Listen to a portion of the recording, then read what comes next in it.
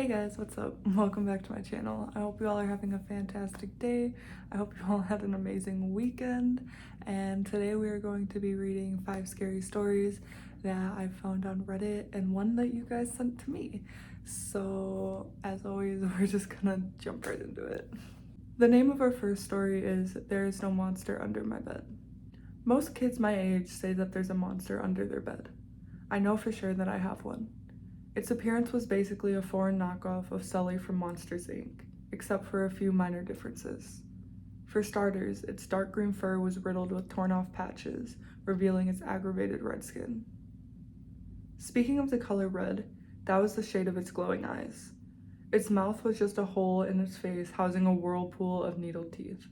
Never gave my monster a name though, lazy as I was. On most nights, I would hear footsteps or the creak of doors, and I would picture my unnamed boogeyman as the source. I would sometimes imagine it laying under my cot, waiting for its prey. Of course, there was no monster under my bed, but I thought there was. One night, my mom would come into my room as I was fearfully trying to sleep. The creature would still be lurking under my bed, which my unfortunate mother was fast approaching. No later than when she approached my body, its claws would impale themselves upon her calves. She would scream then, but nobody would hear her. My mom and I lived by ourselves. It then would grab her skin and pull. As I would stare at her flayed body, the boogeyman would then pluck her eyeballs out of their eye holes before inserting them in her mouth. A finishing touch. Soon after it finished its mutilation, it would crawl out from under there and haul her skinless and eyeless corpse up to the foot of my bed. It was showing off her corpse to me like it was some sort of piece of art. Seeing her body, I would smile. A deranged chuckle would escape my mouth, a silence broken by the laughs of a broken boy. Then I would stop daydreaming. Every time I repeated that beautiful dream right before bed, it brought me a sadistic reprieve from my bruised skin and swollen eyes. As I desperately attempt to escape my dreams, I hear the creak of my bedroom door and the drunken footsteps of my mother, and I pray for my monster to save me. But of course, there is no monster under my bed, as much as I wish there was one. That's really fucking sad. Like, I thought, okay, so I've read through this one. This is the only one in this whole video that I've actually, like, skimmed through.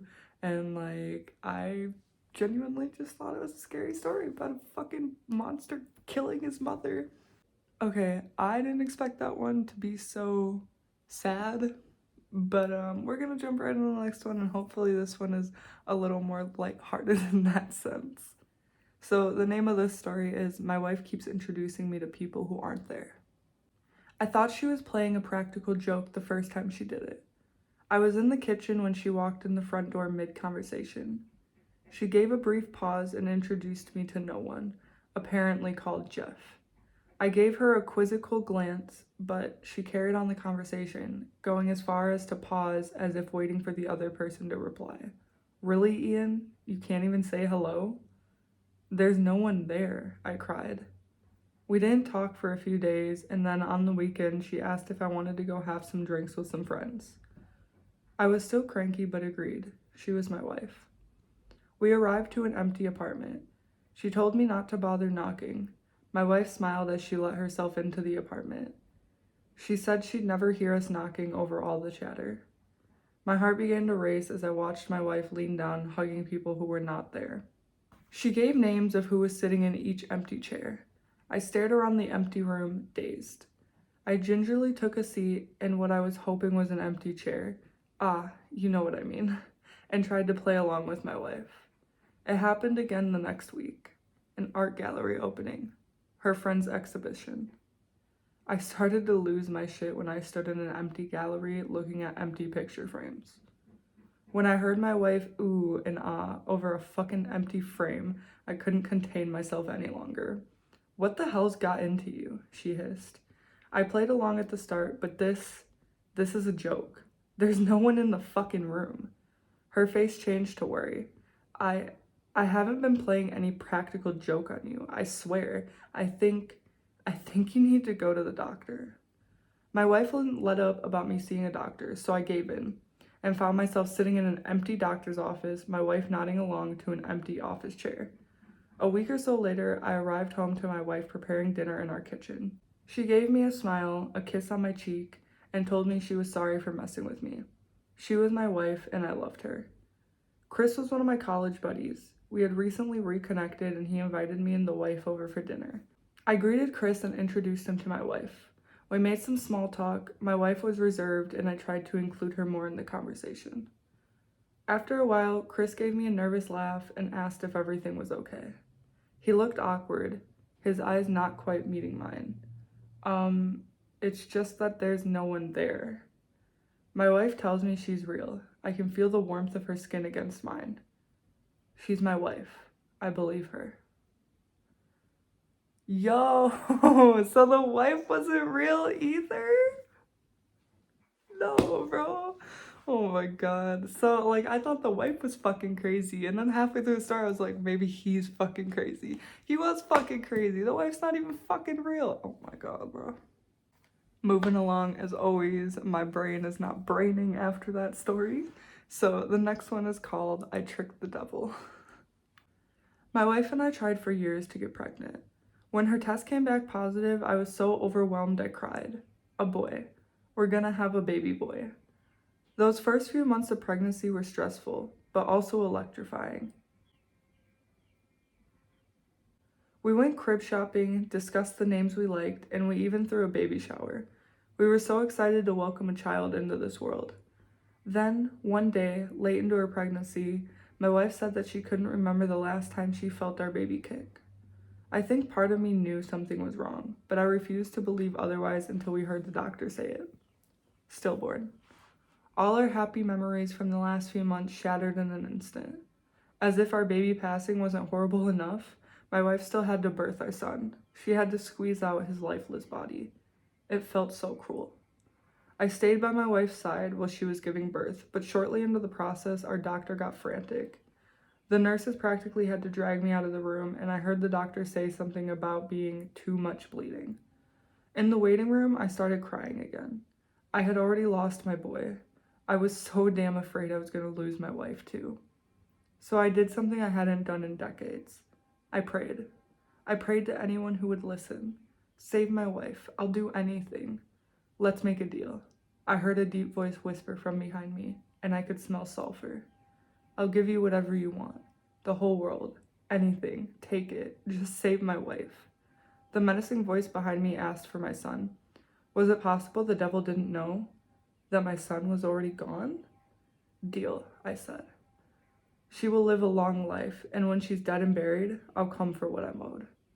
I turned around, and the only person there was a nurse. Your wife is recovering now, she said. It's a miracle she survived.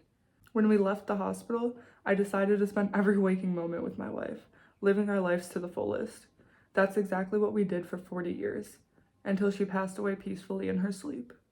The funeral was small, but it was a beautiful sunny day. After everyone had left and I was standing over my wife's tombstone, I felt sulfur. I was hoping you might not show. I've come for what I'm owed.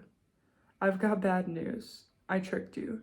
My son died before he was born. I have no son to give you. You must have misheard me. I didn't ask for your child.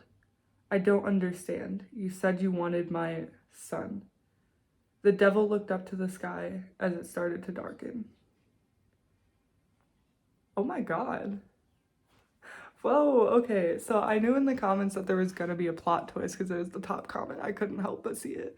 But, like, Mance took the fucking sun? So, like, what? Now he just has, like, Mance just has to live in darkness the rest of his life. That's great. Alright, guys, sorry about that. My cats were fucking screaming to be fed, so I had to go deal with that. And then I came back and I sat down and I was, like, 30 seconds into the video and my fucking camera died. So I had to charge that, but I'm back now and I'm gonna read one more story for you guys. I decided I'm gonna switch it up a little bit and we're gonna read a Let's Not Meet story because every other story we fucking read today has like some weird plot twist to the end of it. So I want something a little scarier, a little true scary. So we're gonna do a Let's Not Meet. And the name of the story is Don't Pick Up Hitchhikers. I, 52 female at the time, was traveling by car to an out-of-town job assignment. I had stopped at a popular and busy gas station to fill up the car, stretch my legs, use the restroom, and grab a snack. I was approached by a developmentally disabled woman who appeared to be in her mid-20s. She was looking for a ride to a town a couple of towns over. Her ride had abandoned her while she was in the restroom. She was a little upset. She didn't have a cell phone and didn't know any phone numbers, so I could call someone for her. I checked with the employees at the store, and they said she had been there for an hour looking for a ride because she said her friend left her while she was in the restroom. I then made the decision to do something I've never done before: offer a stranger a ride. I wasn't going to the town she wanted to go to, but I was heading in that direction, and I told her I could drop her off at the grocery store in the next town where I would be turning off to go to my destination. The grocery store was always busy, and it was very likely that she'd have an easier time getting a ride to where she wanted to go. Also, she'd be 5 miles away from where she wanted to go instead of 25 miles, and she'd have an easier time walking that distance if she had to.